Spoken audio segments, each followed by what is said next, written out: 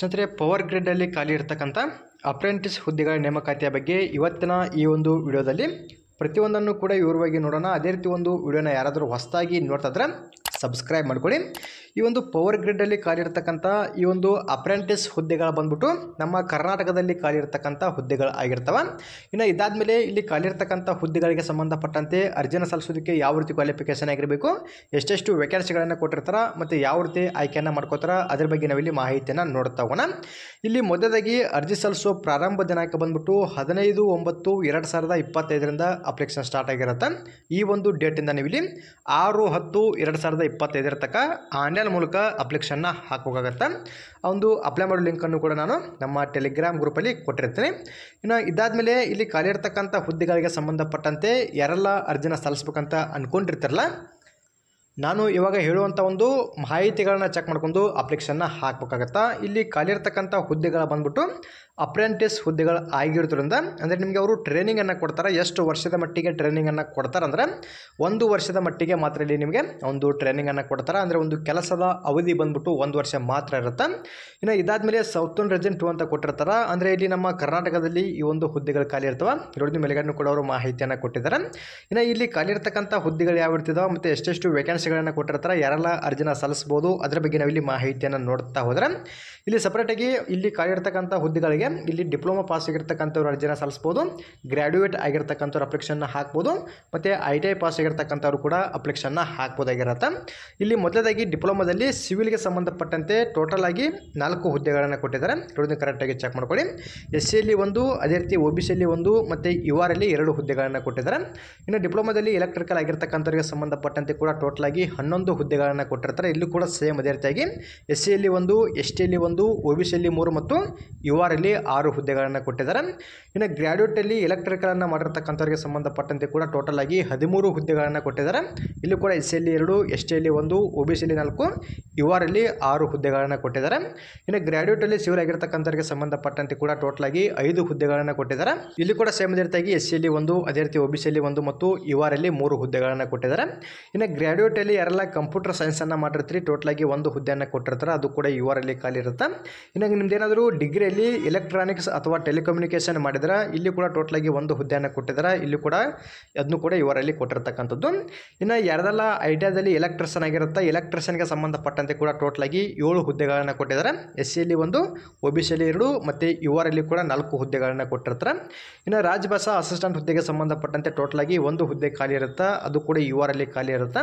ಇನ್ನು CSR executive ಹುದ್ದೆಗೆ ಸಂಬಂಧಪಟ್ಟಂತೆ ಕೂಡ 1 ಹುದ್ದೆಯನ್ನು ಕೊಟ್ಟಿರ್ತಾರೆ, ಅದು ಕೂಡ URಲ್ಲಿ ಖಾಲಿ ಇರುತ್ತೆ. ಇನ್ನು ಲಾ ಎಕ್ಸಿಕ್ಯೂಟಿವ್ಗೆ ಸಂಬಂಧಪಟ್ಟಂತೆ ಕೂಡ 1 ಹುದ್ದೆಯನ್ನು ಕೊಟ್ಟಿರ್ತಾರೆ, ಅದು ಕೂಡ URಲ್ಲಿ ಖಾಲಿ ಇರುತ್ತೆ. ಇನ್ನು HR ಎಕ್ಸಿಕ್ಯೂಟಿವ್ ಹುದ್ದೆಗೆ ಸಂಬಂಧಪಟ್ಟಂತೆ ಟೋಟಲ್ ಆಗಿ 3 ಹುದ್ದೆಗಳನ್ನು ಕೊಟ್ಟಿರ್ತಾರೆ. ಇಲ್ಲಿ ನೋಡೋದು ನೀವು OBCಯಲ್ಲಿ 1 ಮತ್ತು URಲ್ಲಿ 2 ಹುದ್ದೆಗಳನ್ನು ಕೊಟ್ಟಿದ್ದಾರೆ. ಇನ್ನು PR ಅಸಿಸ್ಟೆಂಟ್ ಹುದ್ದೆಗೆ ಸಂಬಂಧಪಟ್ಟಂತೆ ಟೋಟಲ್ ಆಗಿ 1 ಹುದ್ದೆಯನ್ನು ಕೊಟ್ಟಿರ್ತಾರೆ, ಅದು ಕೂಡ URಲ್ಲಿ ಖಾಲಿ ಇರುತ್ತೆ. ಈ ರೀತಿಯಾಗಿ ನಿಮ್ಮದು ಯಾವ ಒಂದು ಕ್ವಾಲಿಫಿಕೇಷನ್ ಆಗಿರುತ್ತಾ ಆ ಒಂದು ಕ್ವಾಲಿಫಿಕೇಷನ್ಗೆ ಸಂಬಂಧಪಟ್ಟಂತೆ ನಿಮ್ಮ ಕ್ಯಾಟಗರಿ ಆಧಾರದ ಮೇಲೆ ಖಾಲಿ ಇರತಕ್ಕಂಥ ಹುದ್ದೆಗಳ ಸಂಖ್ಯೆನ ಚೆಕ್ ಮಾಡ್ಕೊಂಡು ಅರ್ಜಿನ ಸಲ್ಲಿಸಬೇಕಾಗತ್ತೆ. ಇನ್ನು ತಮಿಳುನಾಡಿನಲ್ಲಿ ಕೂಡ ಹುದ್ದೆಗಳು ಖಾಲಿ ಇರ್ತಾವೆ, ಅಲ್ಲಿ ಕೂಡ ಎಷ್ಟೆಷ್ಟು ವೇಕೆನ್ಸಿಗಳು ಖಾಲಿ ಇರ್ತಾವೆ ಮತ್ತು ಯಾವ ಒಂದು ಕ್ವಾಲಿಫಿಕೇಷನ್ ಆಗಿರ್ತಕ್ಕಂಥವ್ರು ಅರ್ಜಿನ ಸಲ್ಲಿಸ್ಬೋದು ಅಂತ ಕೂಡ ಅವರು ಮಾಹಿತಿಯನ್ನು ಕೊಟ್ಟಿದ್ದಾರೆ. ನಾನು ನಿಮಗೆ ಇಲ್ಲಿ ಮೇನಾಗಿ ನಮ್ಮ ಕರ್ನಾಟಕ ರಾಜ್ಯಕ್ಕೆ ಸಂಬಂಧಪಟ್ಟಂತೆ ಮಾತ್ರ ಇಲ್ಲಿ ಮೇಲ್ಗಡೆ ಮಾಹಿತಿನ ತಿಳಿಸಿಕೊಟ್ಟಿದ್ದೀನಿ. ನೀವು ಕೂಡ ಇಲ್ಲಿ ಯಾರೆಲ್ಲ ಅರ್ಜಿನ ಸಲ್ಲಿಸ್ಬೇಕಂತ ಅಂದ್ಕೊಂಡಿರ್ತಾರಲ್ಲ, ಇಲ್ಲಿ ಮೇಲ್ಗಡೆ ಕೊಟ್ಟಿರ್ತಕ್ಕಂಥ ಮಾಹಿತಿಯನ್ನು ಚೆಕ್ ಮಾಡ್ಕೊಳ್ಳಿ. ಇನ್ನು ಇದಾದಮೇಲೆ ಇಲ್ಲಿ ಟ್ರೈನಿಂಗ್ ಲೊಕೇಶನ್ ಕೂಡ ಕೊಟ್ಟಿರ್ತಾರೆ. ನಮ್ಮ ಕರ್ನಾಟಕದಲ್ಲಿ ಎಲ್ಲೆಲ್ಲಿ ಟ್ರೈನಿಂಗ್ ಲೊಕೇಶನ್ಗಳು ಅದಾವಂದ್ರೆ ಇವ್ರದ್ದು ನೀವು ಬಿಡದಿ ಇರುತ್ತೆ, ಹಾಸನ್ನು, ಹಿರಿಯೂರು, ಕೋಲಾರ, ಅದೇ ರೀತಿ ಕೂಡ್ಗಿ, ಮೈಸೂರು, ನರೇಂದ್ರ ಅಂತ ಕೊಟ್ಟಿರ್ತಾರೆ. ಇನ್ನು ಪಾವಗಡ ಇದೆ, ಸೋಮನಹಳ್ಳಿ, ತುಮಕೂರು, ಯಲಹಂಕ, ಬೆಂಗಳೂರು, ಕೊಪ್ಪಳ ಮತ್ತು ಗದಗಲ್ಲಿ ಒಂದು ಟ್ರೈನಿಂಗ್ ಸೆಂಟರ್ಗಳು ಇರ್ತಾವೆ. ಇನ್ನು ಸ್ಟೇಟ್ ವೈಸ್ ಕೊಟ್ಟಿದ್ದಾರೆ, ತಮಿಳುನಾಡು, ಪುದುಚೇರಿ ಮತ್ತು ಕೇರಳದಲ್ಲಿ ಕೂಡ ಎಲ್ಲೆಲ್ಲಿ ಒಂದು ಟ್ರೈನಿಂಗ್ ಲೊಕೇಶನ್ ಇರ್ತಾವೆ ಅದರ ಬಗ್ಗೆಯೂ ಕೂಡ ಮಾಹಿತಿಯನ್ನು ಕೊಟ್ಟಿದ್ದಾರೆ. ನಮ್ಮ ಕರ್ನಾಟಕದಲ್ಲಿ ಇಲ್ಲಿ ಕೊಟ್ಟಿರ್ತಕ್ಕಂಥ ಟ್ರೈನಿಂಗ್ ಸೆಂಟರ್ಗಳನ್ನು ಕೂಡ ನೀವು ಇಲ್ಲಿ ಚೆಕ್ ಮಾಡ್ಕೋಬೋದಾಗಿರುತ್ತೆ. ಇನ್ನು ಅರ್ಜಿನ ಸಲ್ಲಿಸೋದಕ್ಕೆ ಯಾವ ರೀತಿ ಕ್ವಾಲಿಫಿಕೇಷನ್ ಆಗಿರಬೇಕು ಮತ್ತು ಜೊತೆಗೆ ಸ್ಟೈಪಂಡನ್ನು ಕೂಡ ಕೊಟ್ಟಿರ್ತಾರೆ, ಪ್ರತಿ ತಿಂಗಳು ಎಷ್ಟು ಇರುತ್ತೆ ಅಂತೇಳಿ ಅದರ ಬಗ್ಗೆ ನಾವಿಲ್ಲಿ ಮಾಹಿತಿಯನ್ನು ನೋಡ್ತಾ ಹೋದರೆ, ಇಲ್ಲಿ ಮೊದಲಾಗಿ ITIದಲ್ಲಿ ನಿಮ್ದೇನಾದರೂ ಎಲೆಕ್ಟ್ರಿಷಿಯನ್ ಆಗಿದ್ರೆ ನೀವು ಇಲ್ಲಿ ಅಪ್ಲಿಕೇಶನ್ನ ಹಾಕ್ಬೋದಾಗಿರುತ್ತೆ. ನಿಮಗೆ ಸಂಬಂಧಪಟ್ಟಂತೆ ಇಲ್ಲಿ 13,500 ರೂಪಾಯಿ ನಿಮಗೆ ಸ್ಟೈಪೆಂಡನ್ನು ಕೊಡ್ತಾರೆ ಪ್ರತಿ ತಿಂಗಳ. ಕರೆಕ್ಟಾಗಿ ಚೆಕ್ ಮಾಡ್ಕೊಳ್ಳಿ. ಇನ್ನು ಇದಾದಮೇಲೆ ಡಿಪ್ಲೊಮಾದಲ್ಲಿ ನಿಮ್ದೇನಾದರೂ ಎಲೆಕ್ಟ್ರಿಕಲ್ ಆಗಿದ್ದರೆ ನೀವು ಕೂಡ ಅಪ್ಲಿಕೇಶನ್ನ ಹಾಕ್ಬೋದು. ನಿಮಗೆ ಇಲ್ಲಿ 15,000 ರೂಪಾಯಿ ಸ್ಟೈಪೆಂಡ್ ಸಿಗುತ್ತೆ.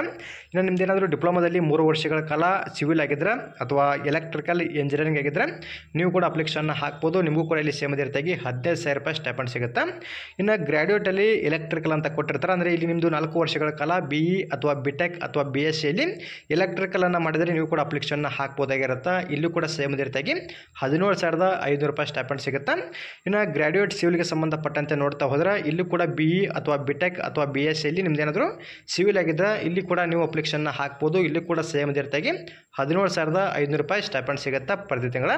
ಇನ್ನು ಗ್ರ್ಯಾಜುಯೇಟಲ್ಲಿ ನಿಮ್ದೇನಾದರೂ ಫುಲ್ ಟೈಮ್ ಆಗಿ ಅಂದರೆ BTech ಆಗಿರ್ಬೋದು, BSCL ಆಗಿರ್ಬೋದು, ಎಲೆಕ್ಟ್ರಾನಿಕ್ಸ್ ಅಥವಾ ಟೆಲಿಕಮ್ಯುನಿಕೇಷನ್ ಆಗಿದ್ದರೆ ನೀವು ಕೂಡ ಅಪ್ಲಿಕೇಶನ್ನ ಹಾಕ್ಬೋದು. ಇಲ್ಲಿ ಕೂಡ 17,500 ರೂಪಾಯಿ ಸ್ಟೈಪೆಂಡ್ ಸಿಗುತ್ತೆ.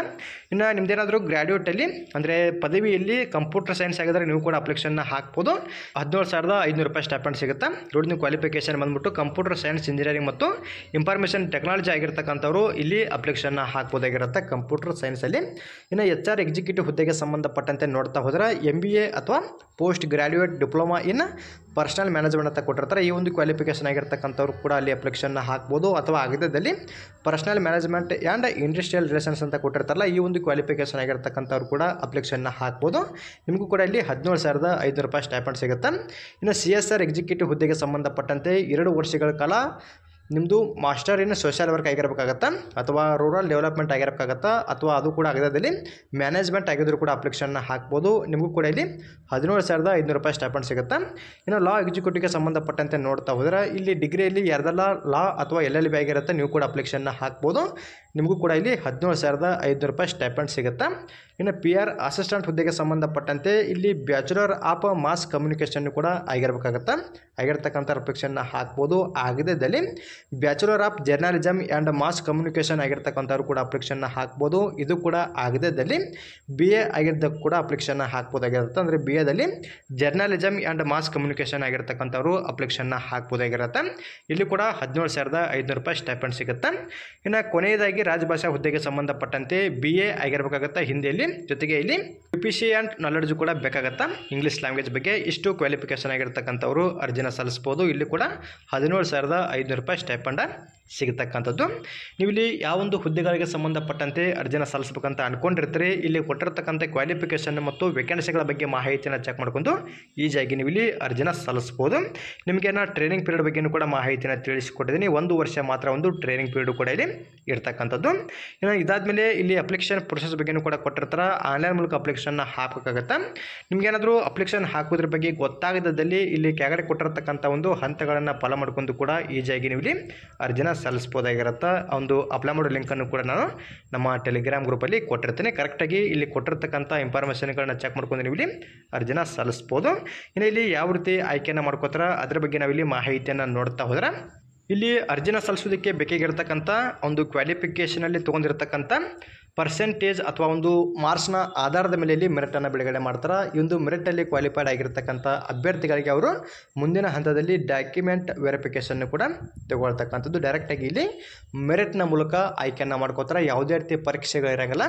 ನೀವು ಇಲ್ಲಿ ಎಕ್ಸಾಂಪಲ್ಗೆ ITI ಮೇಲೆ ಅಪ್ಲಿಕೇಶನ್ನ ಹಾಕಿದ್ರೆ ನಿಮ್ಮದು 10th ಮತ್ತು ITIದಲ್ಲಿ ತೊಗೊಂಡಿರ್ತಕ್ಕಂಥ ಪರ್ಸೆಂಟೇಜ್ನ ಆಧಾರದ ಮೇಲೆ ಒಂದು ಮೆರಿಟನ್ನು ತಯಾರಿ ಮಾಡ್ತಾರೆ. ಆ ಒಂದು ಮೆರಿಟ್ ವೈಸ್ ಇಲ್ಲಿ ಆಯ್ಕೆಯನ್ನು ಮಾಡ್ಕೊಳ್ತಕ್ಕಂಥದ್ದು. ಒಂದು ಮೆರಿಟಲ್ಲಿ ಕ್ವಾಲಿಫೈಡ್ ಆಗಿರ್ತಕ್ಕಂಥ ಅಭ್ಯರ್ಥಿಗಳಿಗೆ ಮುಂದಿನ ಹಂತದಲ್ಲಿ ಡಾಕ್ಯುಮೆಂಟ್ ವೆರಿಫಿಕೇಷನ್ ಕೂಡ ಇರುತ್ತೆ. ಇಲ್ಲಿ ಡಾಕ್ಯುಮೆಂಟ್ ವೆರಿಫಿಕೇಷನ್ಗೆ ಯಾರೆಲ್ಲ ಕ್ವಾಲಿಫೈಡ್ ಆಗಿರ್ತಾರೆ ಅವರಿಗೆ ಡೈರೆಕ್ಟಾಗಿ ಅವರು ಇಮೇಲ್ ID ಮೂಲಕ ಕಾಂಟ್ಯಾಕ್ಟನ್ನು ಮಾಡ್ತಕ್ಕಂಥದ್ದು.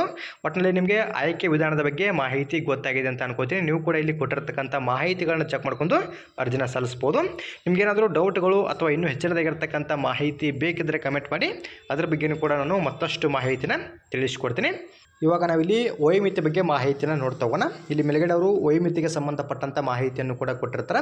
ಇಲ್ಲಿ ಯಾವ ರೀತಿ ಮಾಹಿತಿಯನ್ನು ಕೊಟ್ಟಿದ್ದಾರೆ ಅಂದ್ರೆ, ನಿಮ್ದಿಲ್ಲಿ ಮೇಲ್ಗಡೆ ಕೊಟ್ಟಿರ್ತಕ್ಕಂಥ ಕ್ವಾಲಿಫಿಕೇಷನ್ಗಳಲ್ಲಿ ಯಾವುದಾದ್ರೂ ಒಂದು ಕ್ವಾಲಿಫಿಕೇಷನ್ ಆಗಿದ್ದರೆ ಆ ಒಂದು ಕ್ವಾಲಿಫಿಕೇಷನ್ ಬಂದ್ಬಿಟ್ಟು ಕಂಪ್ಲೀಟಾಗಿ 2 ವರ್ಷಗಳ ಮೇಲೆ ಆಗಿರಬಾರ್ದು. 2 ವರ್ಷದ ಒಳಗಡೆ ಇದ್ದರೆ ಮಾತ್ರ ನೀವು ಇಲ್ಲಿ ಅಪ್ಲಿಕೇಶನ್ನ ಹಾಕ್ಬೋದು ಅಂತ ಕೂಡ ಅವರು ಮಾಹಿತಿಯನ್ನು ಕೊಟ್ಟಿರ್ತಾರೆ. ಕರೆಕ್ಟಾಗಿ ಇಲ್ಲಿ ಕೊಟ್ಟಿರ್ತಕ್ಕಂಥ ಮಾಹಿತಿಗಳನ್ನ ಚೆಕ್ ಮಾಡ್ಕೊಂಡು ಎಲಿಜಿಬಲ್ ಆಗಿರ್ತಕ್ಕಂಥ ಪ್ರತಿಯೊಬ್ಬರು ಕೂಡ ಇಲ್ಲಿ ಅರ್ಜಿನ ಸಲ್ಲಿಸ್ಬೋದಾಗಿರುತ್ತೆ. ನಿಮ್ದೇನಾದರೂ ಇವಾಗ ITI ಆಗಿದೆ ಅಂತಂದ್ರೆ ITI ಬಂದ್ಬಿಟ್ಟು 2023ರಲ್ಲಿ ಆಗಿದ್ರೆ ಈ ರೀತಿಯಾಗಿ ನೀವು ಚೆಕ್ ಮಾಡ್ಕೋಬೇಕಾಗತ್ತೆ. ಇನ್ನು 2025 ಒಳಗಡೆ ಇಲ್ಲಿ ನೀವು ಅಪ್ಲಿಕೇಶನ್ನ ಹಾಕ್ಬೋದಾಗಿರುತ್ತೆ. ಅಂದರೆ 2 ವರ್ಷ ಮೇಲುಗಡೆ ಆಗಿರಬಾರ್ದಾಗಿರುತ್ತೆ. 2 ವರ್ಷದ ಒಳಗಡೆ ಇದ್ದರೆ ನಿಮ್ಮದು ಕ್ವಾಲಿಫಿಕೇಷನ್ ಕಂಪ್ಲೀಟ್ ಆಗಿ ನೀವು ಮಾತ್ರ ಇಲ್ಲಿ ಅರ್ಜಿನ ಸಲ್ಲಿಸೋದಕ್ಕೆ ಎಲಿಜಿಬಲ್ ಆಗಿರ್ತೀರಿ. ಕರೆಕ್ಟಾಗಿ ಇನ್ಫಾರ್ಮೇಷನ್ನ ಚೆಕ್ ಮಾಡ್ಕೊಳ್ಳಿ. ನಿಮ್ಗೆ ಏನಾದರೂ ಡೌಟ್ ಇದ್ದರೆ ಕಮೆಂಟ್ ಮಾಡಿ, ಅದ್ರ ಬಗ್ಗೆಯೂ ಕೂಡ ನಾನು ಮತ್ತಷ್ಟು ಮಾಹಿತಿನ ತಿಳಿಸ್ಕೊಡ್ತೀನಿ. ಇನ್ನೊಂದು ಅಪ್ಲೈ ಮಾಡೋ ಲಿಂಕನ್ನು ಕೂಡ ನಾನು ನಮ್ಮ ಟೆಲಿಗ್ರಾಮ್ ಗ್ರೂಪಲ್ಲಿ ಕೊಟ್ಟಿರ್ತೀನಿ. ಎಲಿಜಿಬಲ್ ಆಗಿರತಕ್ಕಂಥ ಪ್ರತಿಯೊಬ್ಬರು ಕೂಡ ಅರ್ಜಿನ ಸಲ್ಲಿಸಿ. ಅದೇ ರೀತಿ ಈ ಒಂದು ಮಾಹಿತಿ ತಮಗೆ ಇಷ್ಟವಾದಲ್ಲಿ ನಮ್ಮ ಚಾನಲ್ನ ಸಬ್ಸ್ಕ್ರೈಬ್ ಮಾಡ್ಕೊಳ್ಳಿ, ಹಾಗೆ ಲೈಕ್ ಮಾಡಿರಿ. ನಿಮ್ಮ ಸ್ನೇಹಿತರು ಕೂಡ ಶೇರ್ ಮಾಡಿ, ಅವರು ಕೂಡ ಇಲ್ಲಿ ಖಾಲಿರ್ತಕ್ಕಂಥ ಹುದ್ದೆಗಳಿಗೆ ಸಂಬಂಧಪಟ್ಟಂತೆ ಅರ್ಜಿನ ಸಲ್ಲಿಸಲಿ. ಅದೇ ರೀತಿ ಮತ್ತೆ ಮುಂದಿನ ವಿಡಿಯೋದಲ್ಲಿ ಭೇಟಿ ಆಗೋಣ. Thanks for watching.